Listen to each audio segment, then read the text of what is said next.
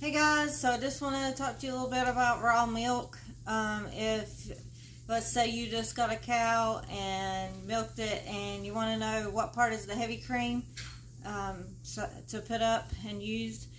So this is what I would do is milk your cow, put it in your glass jars, put it in the fridge overnight, and then after everything settles you will see this different color of milk. This part is the heavy cream, and this is your milk, so this is a lot thicker, just like store-bought heavy cream. You would open this up and just spoon it out and use it for whatever you normally make use heavy cream for. You can make butter, you can put it in your coffee, make whipped cream, all those things. It is just like what you buy in the store.